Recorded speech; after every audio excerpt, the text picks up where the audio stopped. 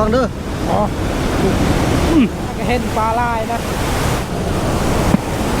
บาทหนึ่งได้ปลา56ตู้คันกายนี่คือว่าเอาได้แล้วเนาะกายไม่ลุกแล้วจะได้คนตึงเฮได้น้อยนั่นนี่84โตสบายดีพ่อแม่พี่น้องสบายดีก่อนแรงนะว่าซื้อออกป้าเมื่อเช้านี้ไปกับพาไอเฮียงไปส่งเอมอนไปรวมอยู่บ้านดงพาเดินกลับมาประมาณ3 โมงว่าสิเอาปลาลงลุ่มกับท่านเลยตอนนี้นะเข้ากับพาไอเฮียงตึกแห่หรือบ้านกุลีนเพราะว่าคนทางเซาตกสังเกตเลยนำบ่ใหญ่แต่นำแบบคุณนะพระเจ้ากำลังตึกเบ็ดใส่มองตรงนั้นตึกแห่นะ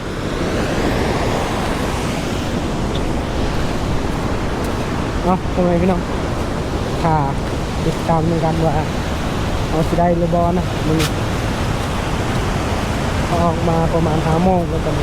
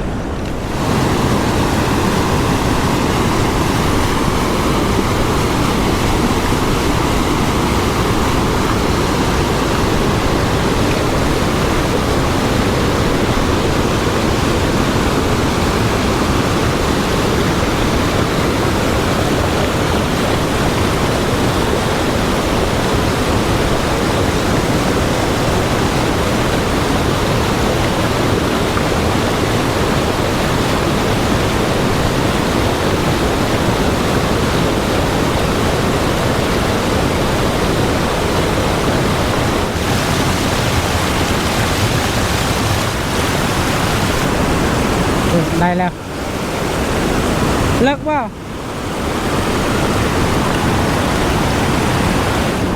ปลาสกางเนาะโอ้ใหญ่อยู่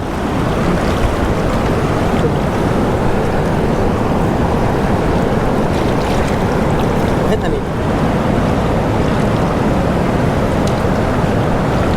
ตอนแรกมาแล้ว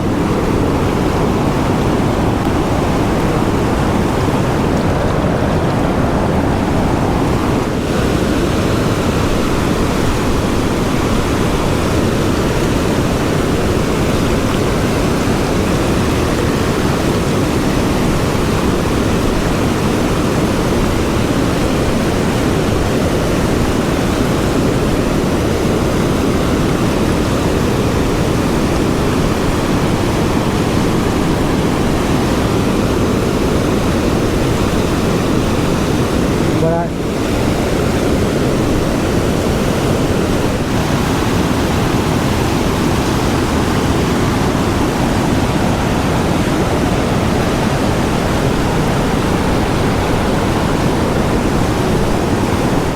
ตกข้าวกระเซ้านะ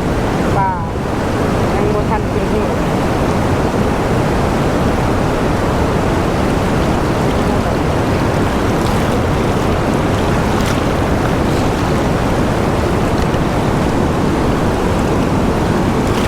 ทางถึงมันเป็นแกงเลยนะแกงลีนเลยวันนี้พระเจ้าเคยลินแต่นี่แบบน้ำใหญ่นะ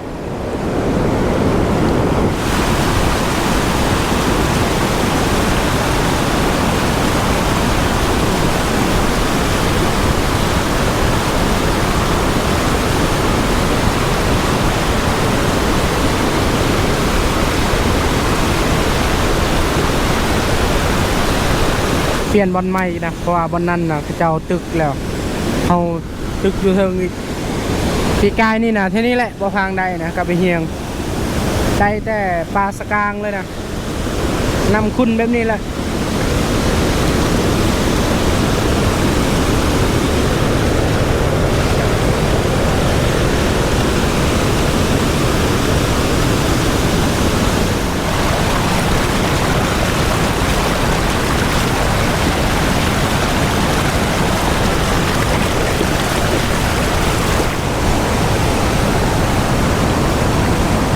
รุ่นบนนี้นะ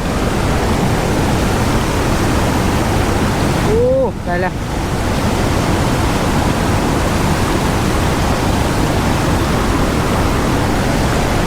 ปลาสกาอีกเนาะ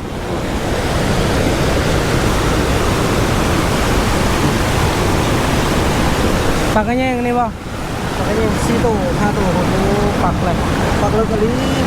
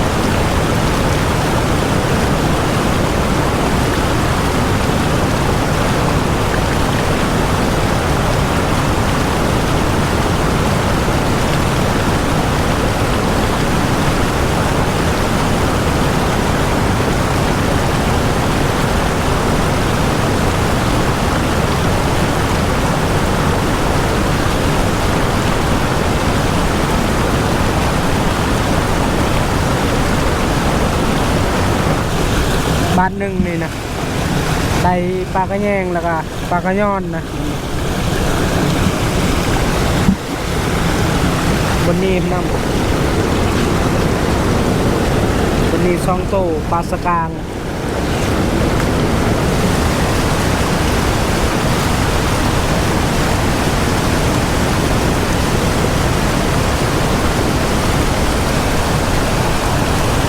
วอนตึกนะยากอะไรเพราะว่ามันแคบ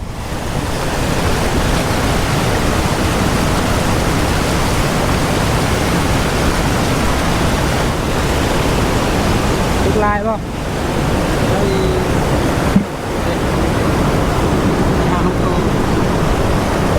คือปลากระเยงกับปลากระแตบปลาคนที่ทอดเลยรีมุกก็ได้ลูกก็ได้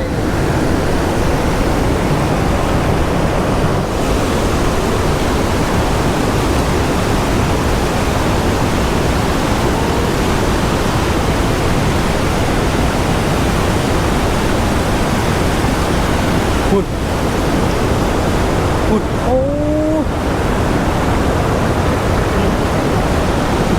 พุด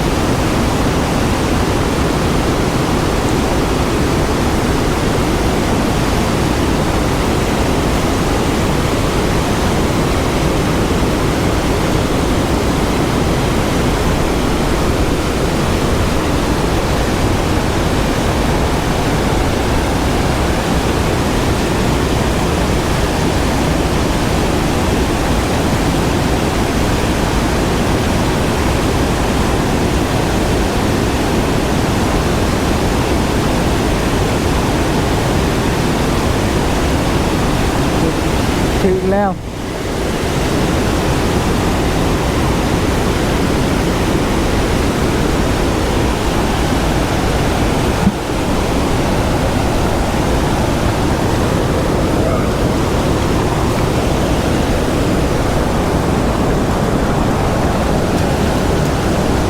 มานเนาะ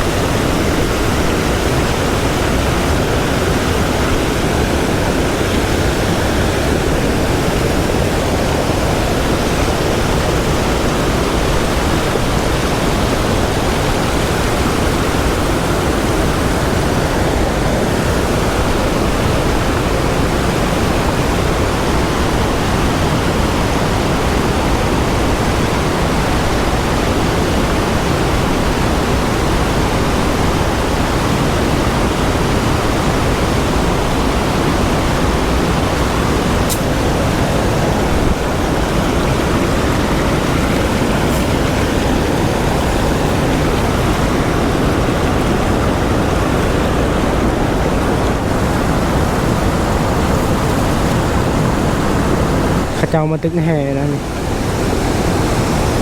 ข้าเจ้าตึกท่านี่แหละอยู่เทิงนะบอนบ่พางซ้อนปลาแก้วแต่นำลงแห้งอะไรแล้วก็บอนนี่นะเขาซ้อนข้าเจ้าได้ลายอยู่บรรยากาศตอนแรงข้าเจ้าใส่เบ็ดใส่หมอง2 คน 3 4ข้าเจ้าลงมาอีกนะเอารุ่นบอลไม้อีกนะปลานะเขาทอกไว้ในแง่งเลยเอาไปตึกต่อไปนี่อยากมันเป็นไรแต่ก็พอได้กินอยู่ใครจะมีตัวโอเคแล้ว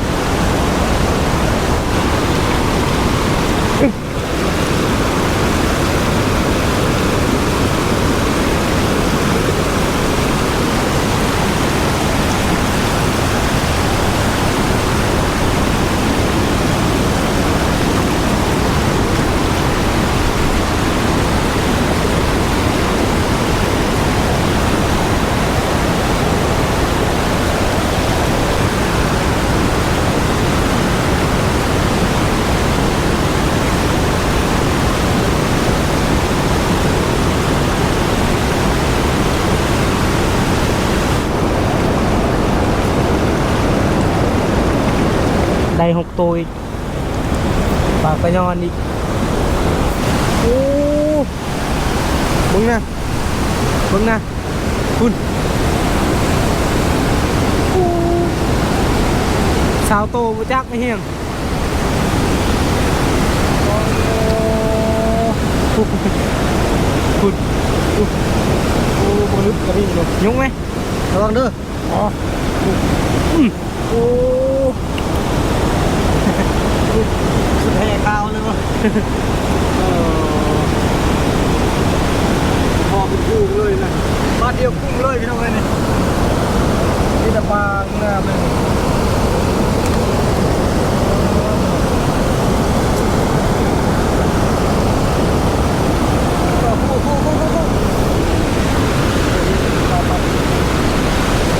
วันนี้หมอพังกำลังสิหักเหยื่องมันนะแต่พอดีไอเฮียงคนตึกคนได้หลายนะเก็บไปเลยก่อน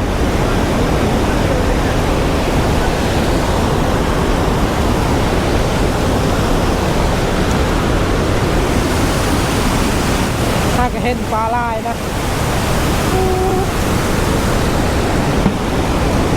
นี่เบังนี่คุณนี่ผมอยากว่าวเลยดิทอดว่าสาวเฮียกลัวเนาะ50เนาะ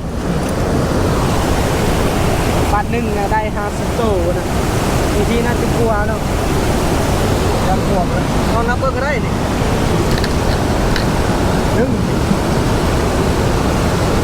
จะหักเลยเงียงมันนี่ 2 2เอายังคันไฟปิดไฟ3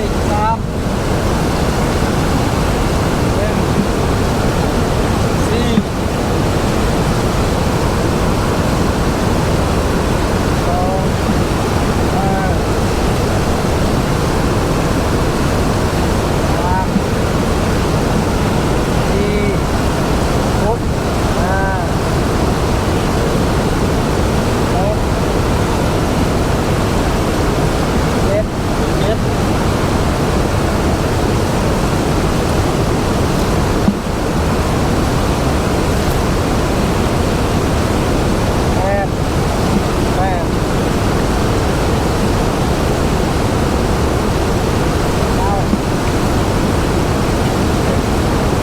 วางแซงแล้วนะเอา10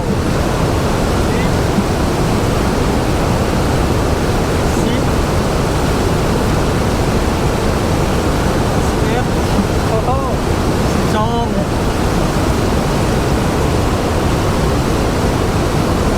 13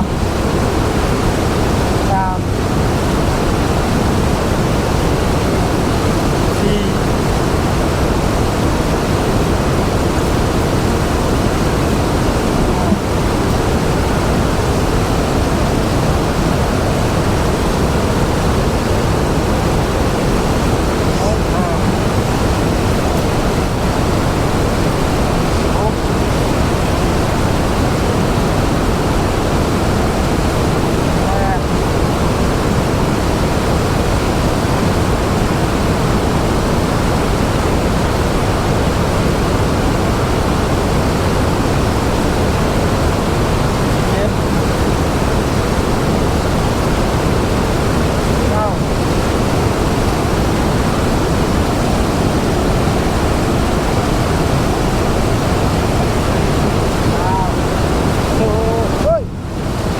ปัก8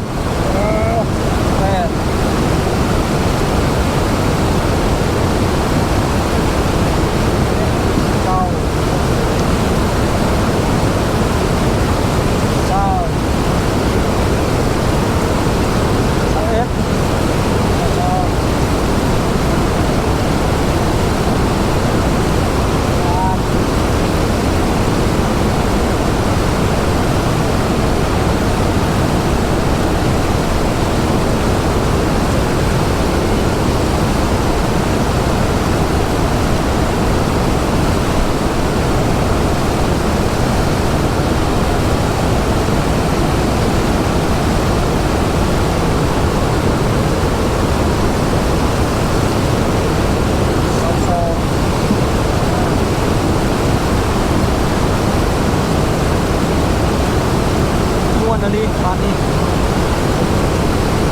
ตอนนี้3 บาทพอเลยเนาะ7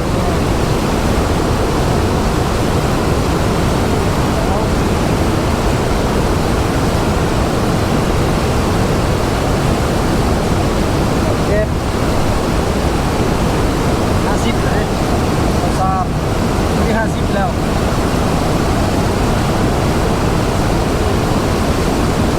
เอา4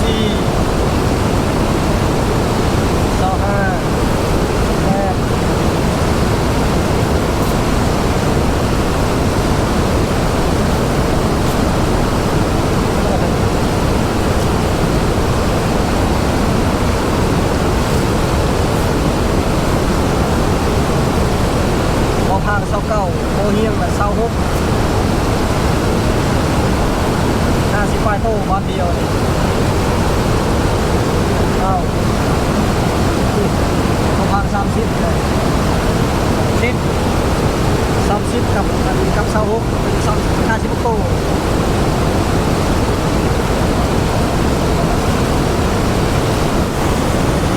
นี่บาทหนึ่งได้ป่า56ตู้เป็นปักลายบอลอยู่เบื้องเรือนปลานี่ปักน่ะแซ่บกว่าปลากดอีกนะเอาถ้าติดตามเอาไป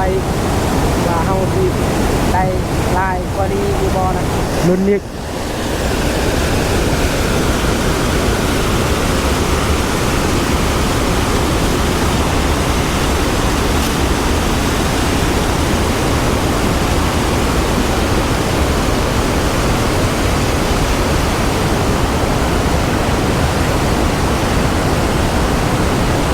น้ำแห้งโพดบ่ถึก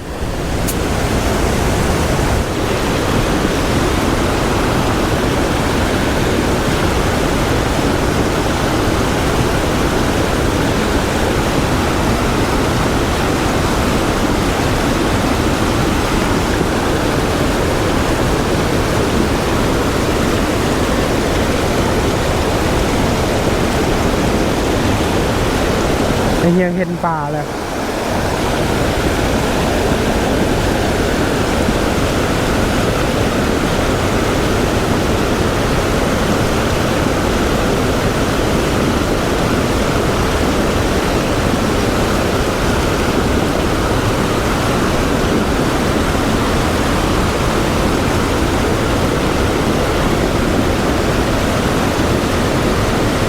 อันนี้ต้องเข้าใจเรื่องพวกนี้พี่น้อง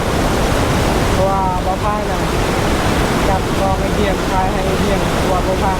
เป็นมือกองเลยบ่ได้จับนำไอเดียมที่พายตอนใดเลยตัวไอเดียมตึกให้ไอเดียมตึกเดียวเพราะว่าจับขึ้นแล้วจับกองไอเดียมเนี่ย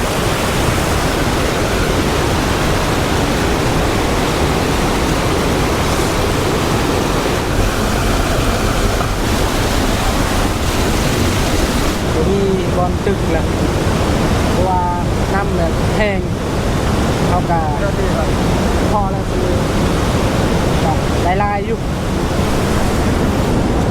นี่ปลากระแยงปลากระยอนปลาสกางใหญ่2 ตัวท่านนี่ได้เทมบิดเลยนี่เทมบิดอันนี้น้อยนี่ถ้าว่าปลานี่ใหญ่ซ้ำนี่นะซ้ำสิเอาเลยนี่อันนี้น้อยนะแต่กะมันนี่กว่าปลากดอีกความมันนะเอาสิปั้นเลยบัดนี้พอแล้วสินี่พอได้กินนะ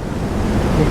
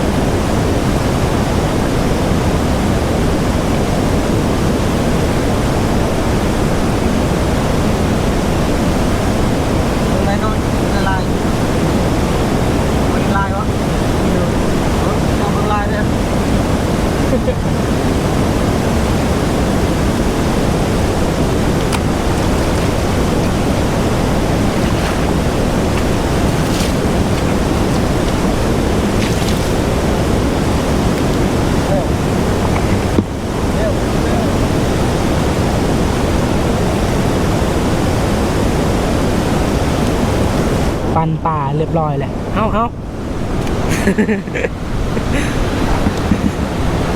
คันกายนี่คือว่าเอาได้แล้วเนาะกายใหม่ ชุดปากก็ยังดีนไปเลยค่ะ เอาก้อนมันดิ โอ้ย เลือก จักมันเลยเนาะมันเลยลายแล้วดิลุกเลยจะได้คนตึงเฮได้น้อยนั่นยาเลยน้อยลายก็เอาแล้วมัน จะได้เลือกดีแล้วบ่ โอ้ยแข่งขันรถนี่ก็ได้เอาลายก็ได้เปรียบแล้วพี่ปลาใหญ่นั่นโอ้เอา1 2 3 4 5 6 7 8 9 10 สาวโตแล้วสาวเอ็ดสาวสองสาวสามสาวสี่สาวห้าสาวหกสาวเจ็ด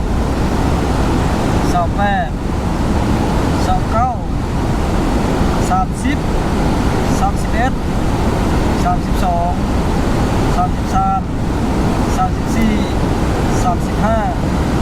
36 37 38 39 40บริ84โตผมนับเบิ้งบ่ฮอด84โตนี่บ่ได้นับ84โตเลย ตายเฮียน่ะ84โต